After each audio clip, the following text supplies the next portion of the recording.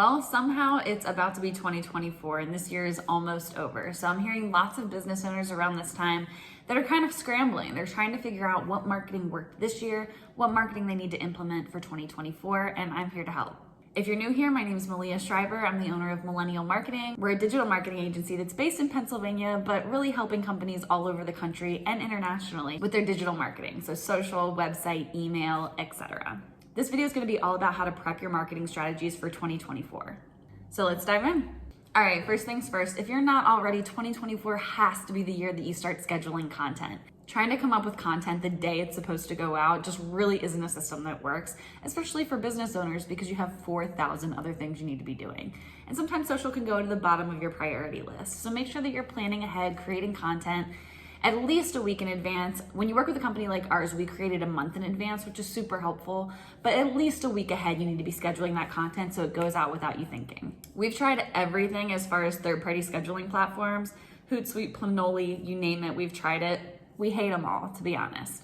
So we always come back to Meta. Meta is the company that owns Facebook and Instagram, and you can schedule your content through those platforms for free through Meta. We almost never have issues with the scheduling part of Meta, and like I said, it's free, so definitely recommend you trying that out if you haven't already. I'm sure this goes without saying, the video content is ruling on social media right now. In fact, there's platforms like TikTok that are dedicated specifically to only video content. So if you're not already incorporating some video into your social media content, 2024 is the year. If you're in your 30s like me, we grew up with cell phones, so we're used to taking pictures of things throughout our day and throwing that on social media. That's not an issue. But in 2024, we really need to transition from taking a quick picture of something to taking a quick video clip of something, because the video clip of that same content is gonna outperform the picture every single time. Something we're seeing in 2024 that's a little bit different than you might have seen with your social media content strategy in the past is a priority towards stories over your feed content. So in the past, the feed content was king. Stories were whatever. As we move into 2024, people seem much more interested in engaging with story content than they do on feed content. So keep that in mind as you create content for the coming year. And speaking of stories, I really can't talk about this topic without bringing up engagement stickers. Engagement stickers are huge, marketers love them, and there's a good reason why. Because people on social media are used to seeing content, right? We're used to the ebbs and flow of social media, we're used to scrolling, we're used to double tapping for a like, but we're seeing fewer and fewer people actually engaging with feed posts, leaving comments, sharing with their friends, etc. What we are seeing is people really love these engagement stickers and stories that are kind of like mindless. So polls, amazing. Emoji sliders, great.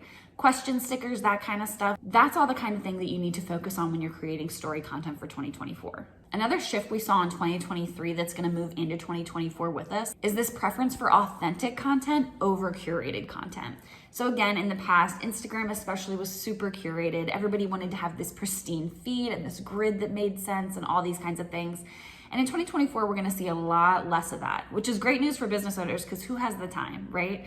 This basically just means that you can spend less time making sure that every little detail of your content is perfect and more time just posting content. So basically this means that your followers would rather see authentically what's going on with very little editing and instead this authentic day-to-day what's happening with the business.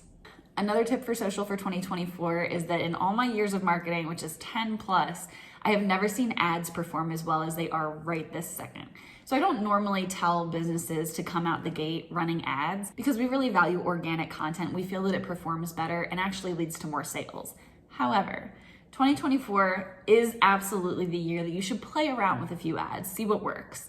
Now, when we're talking about ads, we never want to boost a post. It just is not going to give you the results that you're looking for. So you always want to use the ads manager in Meta to run your ads through Facebook and Instagram. The last tip for social I have for 2024 is to value your collabs.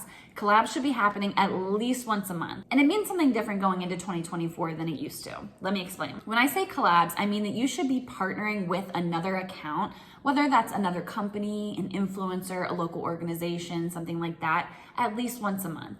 And that's really so that you can get your content and your brand in front of their followers and vice versa. You can do the same for their account. So it's really this mutually beneficial strategy that you absolutely cannot ignore in 2024. And speaking of influencers, please don't think that you need to partner with an influencer that has 100,000 followers or anything like that. Sometimes the best results from working with influencers is actually working with micro influencers. So look for people that have 5 to 10,000 followers, especially if they're in your local area, and you're gonna get great results from that. Okay, let's talk about websites in 2024 for just a second. Websites are vitally important, as you guys know. Really, the whole point of social and any other marketing is to lead people to your website to make a purchase and to make some conversions, right? So the name of the game is ranking higher in Google search results, as you know. Here's how you can do that. Some of this seems so simple, but some of y'all ain't doing it, so I'm saying it again. First of all, your website and your Google My Business account need to have completely up-to-date information. That means all addresses, phone numbers, hours of operation, everything like that needs to be up to date, and the information needs to match from your website to your Google My Business account. The second thing seems totally self-explanatory. I'm sorry, I know, but your website has to be mobile optimized. It has to be, because so many people are actually viewing your site through their phone. If the layout doesn't make sense, if it's difficult to navigate, anything like that, it's going to deter people. They're going to leave your website sooner. So you want to keep them on as long as possible, and you can do that by making sure that it's optimized for mobile and that it's easy to navigate. Do your tabs make sense? Does the layout of your pages make sense? Think about if you were your ideal customer and what you would actually be going to your website for. If you're really just going for this promotion that's going on, then that should probably be at the top of your homepage. That should be one of the first things they see. Another thing that's huge that people miss is that each page on your website needs to have at least 1,000 words per page. So even if you have a gallery that's just photos, you need 1,000 words on that page for Google to even rank it. Now they say 500, but I don't trust them. 500 words per page is really the bare minimum for them to even consider scanning through your page and looking for keywords and ranking accordingly. So 1,000 is going to be a lot safer, and you're going to get much better results from that. Out of those 1,000 words per page, you gotta have keywords in there, right? To create a list of keywords for your company, all you gotta do is get a piece of paper and jot down what you would search for if you were looking for your products or services. So what would you actually type into Google if you were looking for a marketing agency?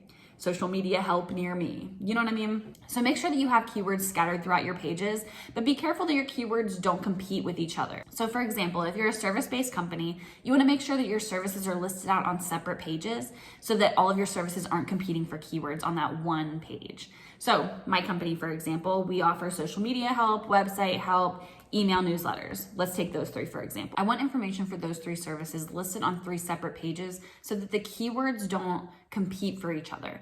For example, I want everyone who's interested in our social media services to head to one page about our social media services rather than leaving Google with the responsibility of choosing which keywords actually rank. Now, I do want to talk about email. Even though people roll their eyes and groan, email is still working just as great moving into 2024 as it did 15 years ago. We're seeing great ROI on this service, and we really recommend that every business has an email newsletter campaign. Now, for a lot of businesses, that's only 1 email a month. It's not a huge commitment. It's not super difficult to put things together, and it's really easy to automate them. So if you haven't already, I would recommend Flowdesk or MailChimp to start. And just start today. Make it your homework for this weekend to make 3 email newsletter campaigns that you just schedule out for the next 3 months. And that way the next quarter is already taken care of. Now, I think the mistake a lot of businesses make when they think about their email campaigns is that they have to stuff it with as much information as humanly possible. And that's not really how it should work. You should really only have 2, 3, maybe 4 little sections about what's going on in your business, what sales, promotions you're having, and maybe a blog post or something like that. It doesn't have to be super complicated. So make sure that's on your list moving into 2024. Overall, we're seeing the digital marketing strategies moving into 2024 are going to continue to be a great investment. We would definitely recommend taking advantage of your social media, Facebook and Instagram especially, posting consistently, posting content that your following relates to and responds to, making your website a priority and making sure that you're ranking accordingly in Google search results, and email continues to work great. Have a great 2024.